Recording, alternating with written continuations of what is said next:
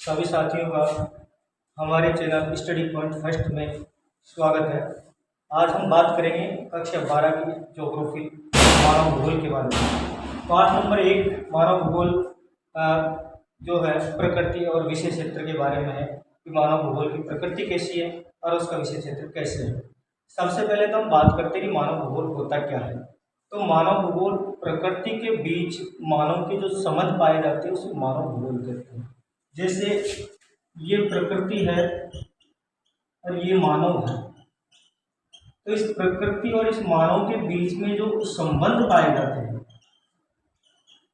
इस प्रकृति और मानव के बीच में जो संबंध पाए जाते हैं उसे क्या कहते हैं? उसे कहते हैं मानव भूगोल। तो प्रकृति और मानव के बीच में पाए जाने वाले संबंधों को मानव भूगोल के नाम से जाना जाता है। वैसे तो कई भूगोलवेत्ताओं ने मानव भूगोल की बहुत सारी परिभाषाएं दी है, अलग अलग विद्वानों ने मानव भूगोल के बारे में अलग अलग परिभाषाएं दी है, लेकिन उनमें हम जो सबसे इम्पोर्टेंट है उनके बारे में बात करेंगे। वैसे बोर्ड की क्लास 12th क्लास में हमेशा लगभग प्रश्न यहीं से बन जाता है, एक फ्रेडरिक रेटजेल और एक एलन सी सैंपल से। फ्रेडरिक रेटजेल क्या कहता है मानव भूगोल के बारे में? फ्रेडरिक रेटजेल की बात सुन लेते हैं। ये एक जर्मन भूगोलवेत्ता है और इसने कहा है कि मानव भूगोल मानव समाजों और धरातल के बीच, मानव भूगोल मानव समाजों और धरातल के बीच संबंधों का संश्लेषित अध्ययन है। फ्रेडरिक रेटजेल ने मानव भूगोल के बारे में क्या कहा है कि मानव भूगोल मानव समाजों और धरातल के बीच संबंधों का संश्लेषित अध्ययन है। कैसे देखते हैं,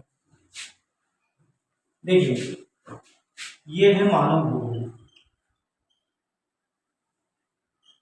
और फ्रेडरिक रेटजेल ने इस मानव भूगोल के बारे में क्या कहा है कि मानव भूगोल धरातल, ये हमारा धरातल है, जैसे धरातल और मानव समाजों के बीच, ये हमारा मानव समाज है।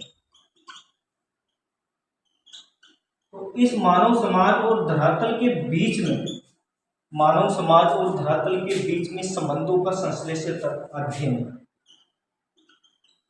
शॉर्ट में कहें तो धरातल और मनुष्य के बीच में जो संबंध पाया जाता है, मनुष्य धरातल पर रहता है और धरातल पर रहते हुए मनुष्य के जो धरातल के साथ जो संबंध है वही मानव भूगोल है, ऐसा कहा है फ्रेडरिक रेटजेल ने। तो इसकी परिभाषा बहुत इंपॉर्टेंट है, एग्जाम में आती रहती है। क्या है?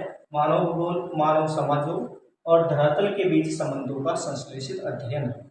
इसके बाद में अगली जो परिभाषा है वो आती है अमेरिका की प्रसिद्ध भूगोलवेत्ता एलन सी सैंपल की। क्या कहती है एलन चर्चिल सैंपल? देखिए, अस्थिर पृथ्वी, इसने कहा है कि पृथ्वी अस्थिर है, पृथ्वी स्थिर नहीं है। और क्रियाशील मानव, क्या कहा है?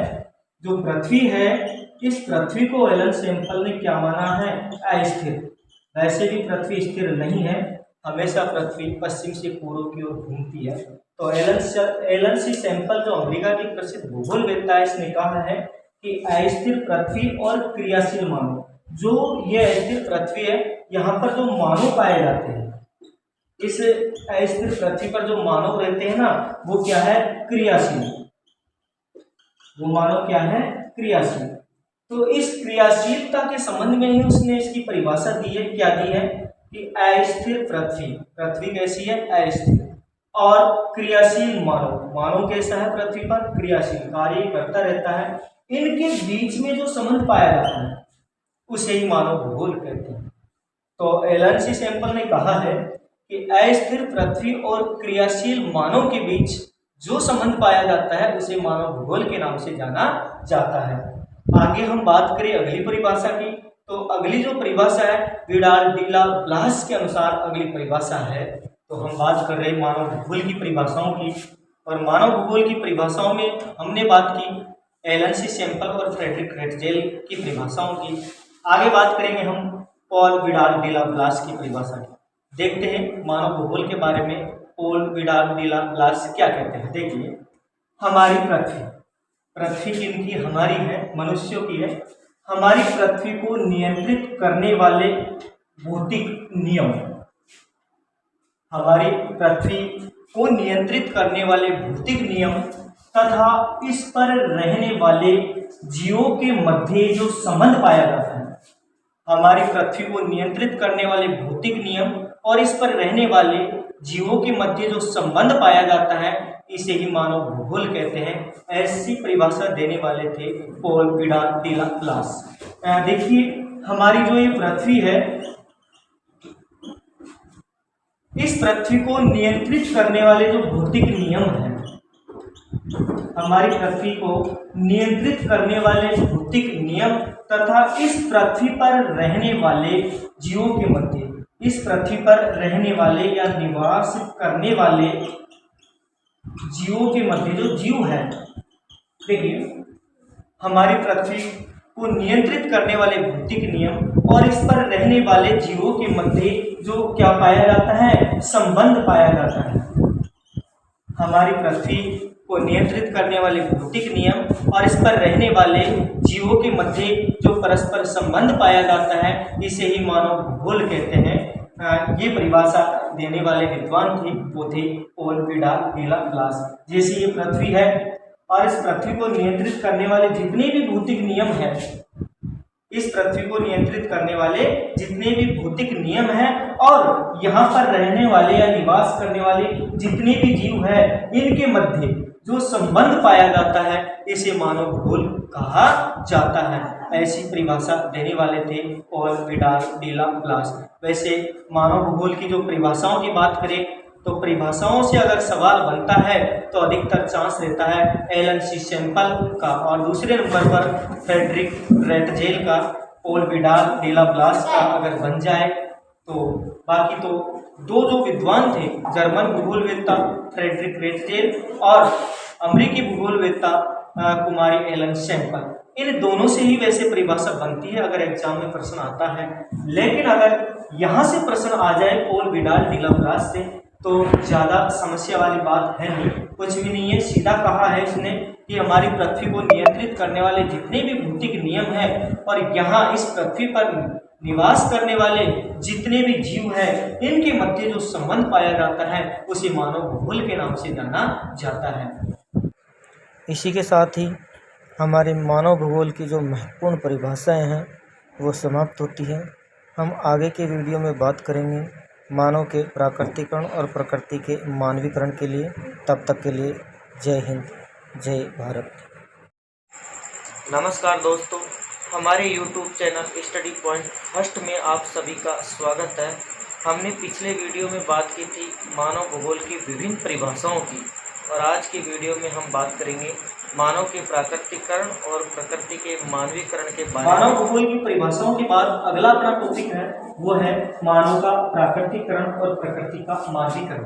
देखिए क्या है मानव का प्राकृतिकरण और प्रकृति का मानवीकरण। मनुष्य ने वैसे अगर प्रौद्योगिकी की बात करें तो मनुष्य ने प्रौद्योगिकी की सहायता से विभिन्न प्रकार के असंभव कार्यों को भी संभव करने में सफलता प्राप्त की है, और मनुष्य प्रकृति के अंदर ही रहता है और प्रकृति के अंदर ही विभिन्न प्रकार की क्रियाएं करता है, और इसी प्रकृति के अंदर विभिन्न प्रकार की प्रौद्योगिकी की सहायता से विभिन्न प्रकार के उच्च स्तर के कार्यों को भी सफल करने में अपना महत्वपूर्ण योगदान दिया है। और प्रौद्योगिकी की सहायता से मनुष्य ने इस प्रकृति में अग्नि की खोज की, प्रौद्योगिकी की सहायता से मनुष्य ने इस प्रकृति में पहिए का आविष्कार किया। तो इस प्रकार से मनुष्यों ने जो है इस प्रकृति के अंदर रहते हुए प्रौद्योगिकी की मदद से विभिन्न प्रकार के कार्यों को संभव कर पाया है।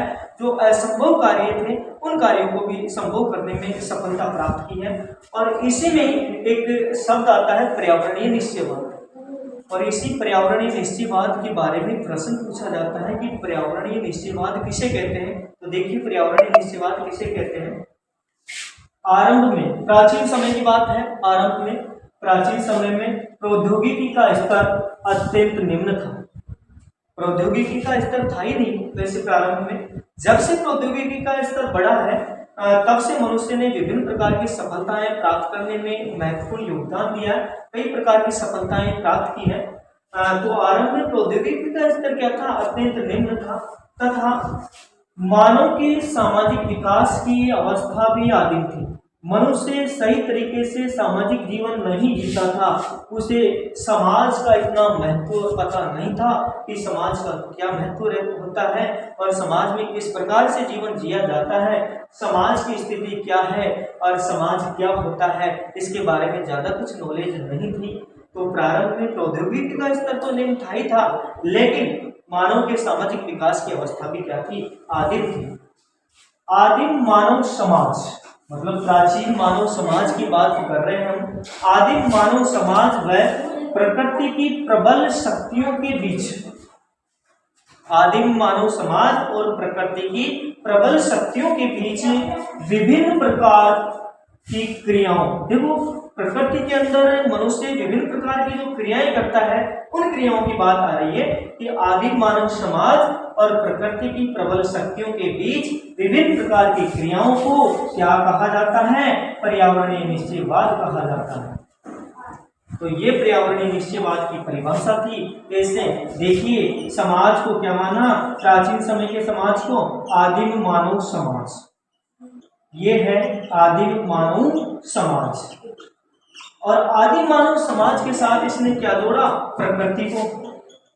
आदिम मानव समाज और प्रकृति दो शब्द लिए हैं, तो क्या कहा है, आदिम मानव समाज और प्रकृति की प्रबल शक्तियों के बीच, इन दोनों की, आदिम मानव समाज और प्रकृति की क्या प्रबल शक्तियां, प्रबल शक्तियां, आदिम मानव समाज और प्रकृति की प्रबल शक्तियों के बीच विभिन्न प्रकार की क्रियाओं को, तो आदि मानव समाज और प्रकृति है, इनके बीच में जो विभिन्न प्रकार की शक्तियां पाई जाती है, कहने का मतलब है कि आदि मानव समाज और प्रकृति की प्रबल शक्तियों के बीच विभिन्न प्रकार की जो क्रियाएं होती है, इनके बीच में जो विभिन्न प्रकार की क्या होती है, क्रियाएं, आदि मानव समाज और प्रकृति की प्रबल शक्तियों के बीच विभिन्न प्रकार की जो क्रियाएं होती है, इन क्रियाओं को ही क्या कहा गया है, इन क्रियाओं को ही कहा गया है पर्यावरणीय निश्चयवाद।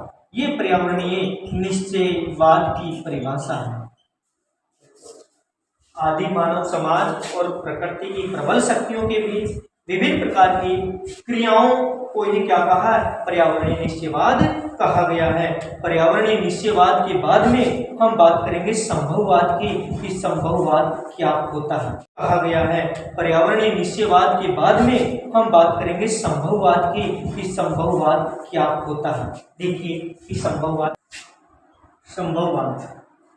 देखिए संभववाद किसे कहा गया है, इसमें यहाँ पर लिखा है कि पर्यावरण में, जो पर्यावरण है, और पर्यावरण वैसे परि प्लस आवरण दो शब्दों से मिलकर बना हुआ होता है। इस पर्यावरण में विभिन्न प्रकार के संसाधनों से, संसाधन विभिन्न प्रकार के जो संसाधन है उनके माध्यम से, तो पर्यावरण में विभिन्न प्रकार के संसाधनों से मनुष्य अपनी क्रियाओं द्वारा अनेक वस्तुओं को संभोग कर पाया है।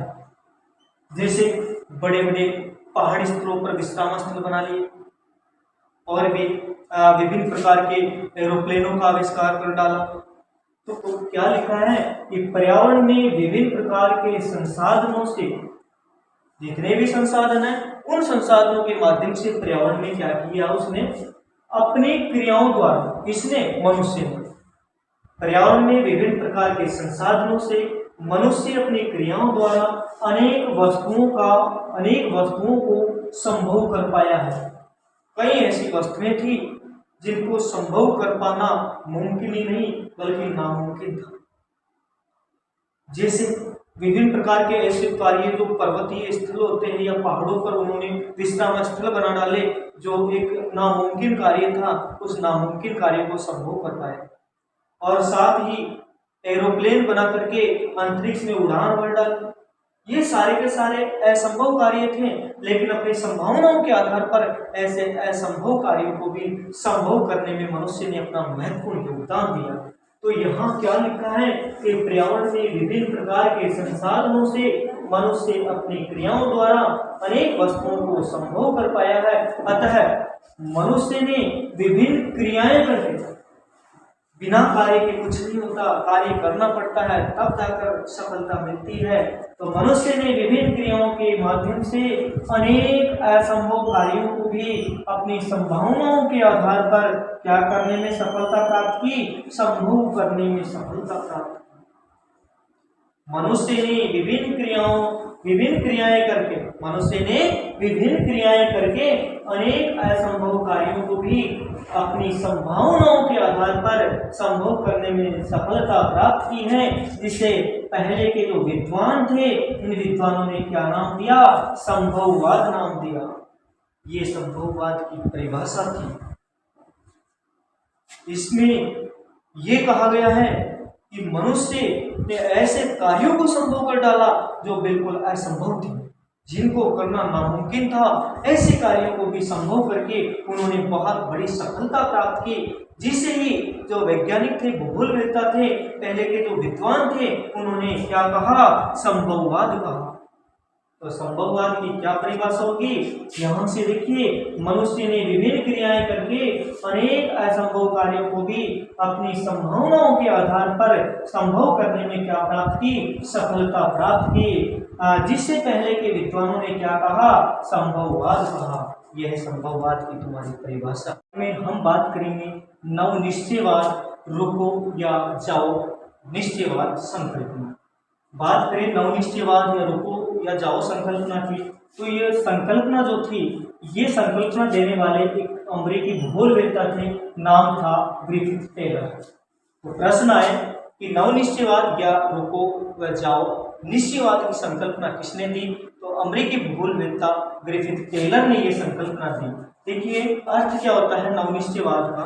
वैसे यह एक नई संकल्पना है, नव नाम से पता लग रहा है कि नई, एक नई संकल्पना जो दो विचारों, कौन कौन से हैं दो विचार, पहला जो विचार है वह है पर्यावरणीय निश्चयवाद और दूसरा जो विचार है वह है संभववाद। ग्रिफिथ टेलर ने कहा है कि पर्यावरणीय निश्चयवाद और संभववाद के बीच, दोनों के बीच में मध्य मार्ग को परिलक्षित करने वाला जो बिंदु है वह नवनिश्चयवाद कहलाता है। तो ग्रिफिथ टेलर ने नवनिश्चयवाद की क्या परिभाषा दी है, देखिए, दो विचारों पर्यावरणीय निश्चयवाद और संभववाद के बीच मध्य मार्ग को परिलक्षित करना ही क्या है, नवनिश्चयवाद। तो नवनिश्चयवाद की जो परिभाषा वो अमेरिकी भूगोलवेत्ता ग्रिफिथ टेलर ने दी है।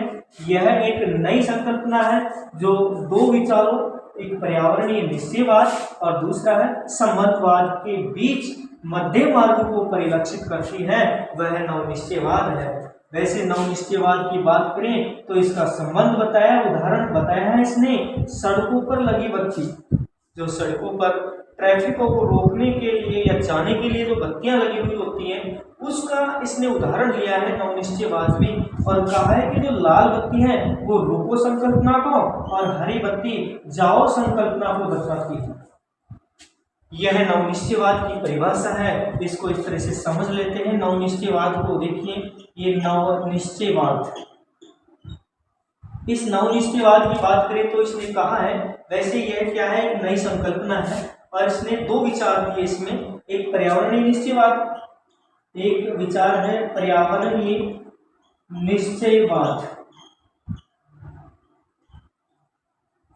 और दूसरा जो विचार है वो दिया है संभववाद। पर्यावरणीय निश्चयवाद और संभववाद के बीच, इन दोनों के बीच में, पर्यावरणीय निश्चयवाद और संभववाद के बीच में जो मध्य का जो मार्ग है, मध्य मार्ग, यही नवनिश्चयवाद है।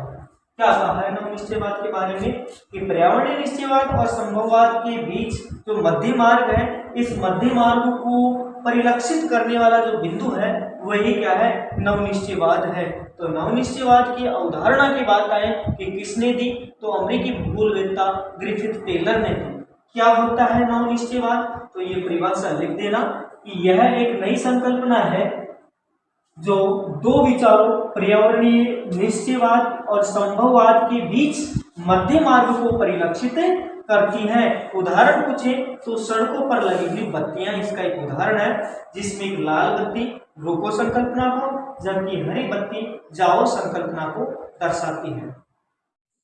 नमस्कार साथियों, हमारे YouTube channel study point first में आप सभी का स्वागत है। हमने पिछले वीडियो में बात की थी नवनिश्चयवाद के बारे में, और आज हम बात करेंगे मानव भूगोल की कल्याणपरक अथवा मानववादी विचारधारा की। क्या है मानव भूगोल की कल्याणपरक मानववादी विचारधारा? देखिए, नाम से ही पता लग रहा है कल्याणपरक, मतलब लोगों के कल्याण की बात इसमें की जा रही होगी। देखिए, इसका संबंध पूछे कि बताइए कि मानव भूगोल की कल्याणपरक शाखा का संबंध किससे है? तो इसका संबंध लोगों के सामाजिक कल्याण के विभिन्न पक्षों से, डायरेक्टली ध्यान रखना, लोगों के सामाजिक कल्याण से ही इसका संबंध है। लोगों का कल्याण करना ही मानव भूगोल की कल्याणपरक विचारधारा है। इसमें लोगों का कल्याण किया जाता है, लोगों के भले के बारे में इसमें सोचा जाता है।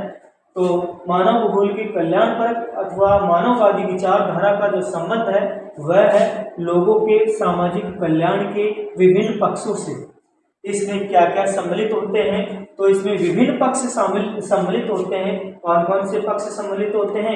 एक आवासन, मतलब लोगों का रहने का जो स्थान है वह कहाँ पर है, लोगों का आवास कैसा है, रहने का स्थान या आवास कैसा है। स्वास्थ्य, शिक्षा जैसे विभिन्न पक्ष इसमें सम्मिलित किए जाते हैं।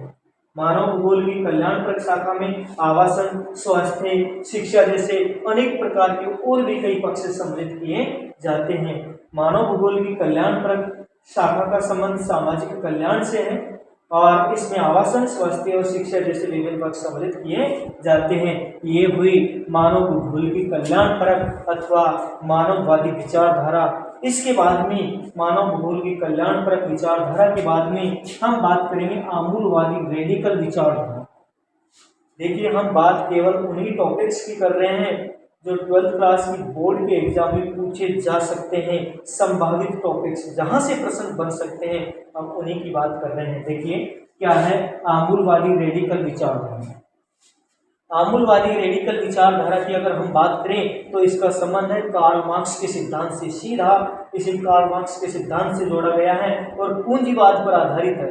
देखिए, कार्ल मार्क्स वैसे खुद ही पूंजीवाद पर आधारित विद्वान थे, इसलिए आमूलवादी रेडिकल विचारधारा कार्ल मार्क्स पर आधारित होने के कारण इसे भी पूंजीवाद से जोड़ा गया है।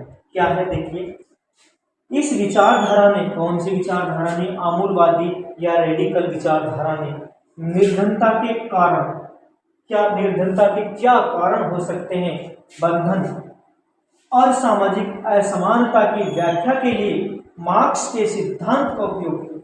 प्रश्न आए कि बताइए, आमूलवादी या रेडिकल विचारधारा ने निर्धनता के कारण, बंधन और सामाजिक असमानता की व्याख्या के लिए किसके सिद्धांत का उपयोग किया? तो कार्ल मार्क्स के सिद्धांत का उपयोग किया।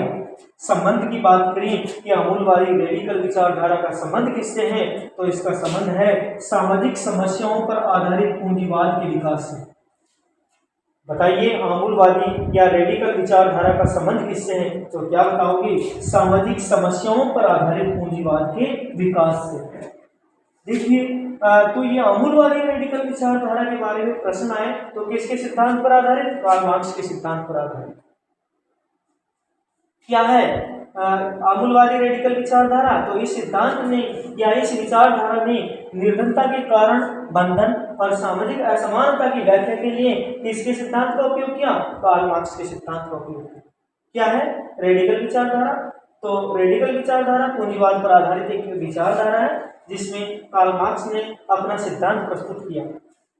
इसका संबंध किससे है? प्रश्न आए कि आमूलवादी या रेडिकल विचारधारा का संबंध किससे है? तो इसका संबंध है सामाजिक समस्याओं पर आधारित पूंजीवाद के विकास से। कहने का मतलब सीधे सीधे ध्यान रखना, पूंजीवाद पर आधारित कार्ल मार्क्स के सिद्धांत का उपयोग जिसमें किया गया है वही आमूलवादी या रेडिकल विचारधारा है। व्याख्या क्या होगी इसकी? परिभाषा क्या होगी? पूंजीवाद पर आधारित वह विचारधारा जिसमें कार्ल मार्क्स के सिद्धांत का उपयोग किया गया है और जिसमें निर्धनता और सामाजिक असमानता की बात कही हुई है, वही आमूलवादी या रेडिकल विचारधारा है। इसने कार्ल मार्क्स के सिद्धांत का उपयोग करके विचारधारा प्रस्तुत की जो अमलवादी या रेडिकल विचारधारा कहलाती। आगे इसके बाद में एक नोट डाल के एक छोटा सा शब्द लिख रखा है, इस पर भी थोड़ा सा ध्यान दे लेना कि व्यवहारवादी विचारधारा, कौन सी विचारधारा की बात कर रहे हैं? व्यवहारवादी विचारधारा की। तो व्यवहारवादी विचारधारा ने प्रत्यक्ष अनुभव के साथ साथ, कौन से अनुभव के साथ साथ? प्रत्यक्ष अनुभव के साथ साथ मानव जातीयता, प्रजाति, धर्म पर आधारित सामाजिक संवर्गों के लिए दीर्घकाल बोध पर ज्यादा ध्यान दिया है। व्यवहारवादी विचारधारा ने किस पर ध्यान दिया है? प्रत्यक्ष अनुभव के साथ साथ मानव जातीयता, प्रजाति, धर्म पर आधारित सामाजिक संवर्गों के दीर्घकाल बोध पर ज्यादा ध्यान दिया है। वैसे इस पर इतना ज्यादा गौर करना मत, ये प्रश्न पूछने की संभावना कम रहेगी, लेकिन ये दोनों प्रश्न याद होने चाहिए। मानव भूगोल की कल्याणपरक या मानववादी विचारधारा और आत्मवादी या रेडिकल विचारधारा। एक बार फिर देख लो, क्या है मानव भूगोल की कल्याणपरक या मानववादी विचारधारा? अगर आए कि मानव भूगोल की कल्याणपरक शाखा का संबंध किससे है, तो क्या बताओगे? इसका संबंध लोगों के सामाजिक कल्याण के विभिन्न पक्षों से।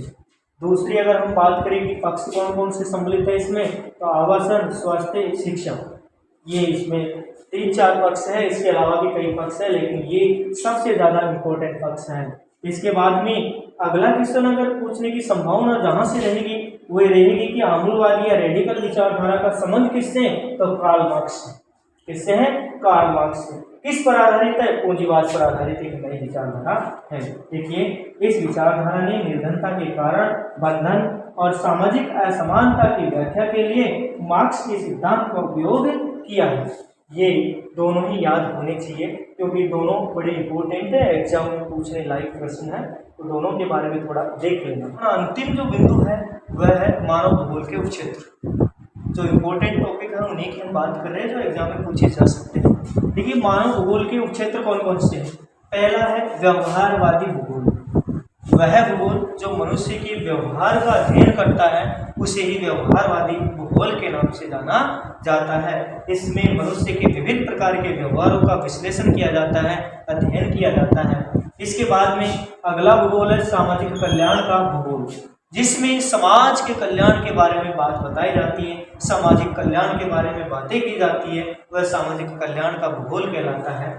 फिर है सांस्कृतिक भूगोल, जिसमें मनुष्य के रहने, खाने, पीने का ढंग, मनुष्य के जीने का तरीका, इन सब का अध्ययन किया जाता है। अर्थात मनुष्य की संस्कृतियों का जिस भूगोल में अध्ययन किया जाता है उसे सांस्कृतिक भूगोल के नाम से जाना जाता है।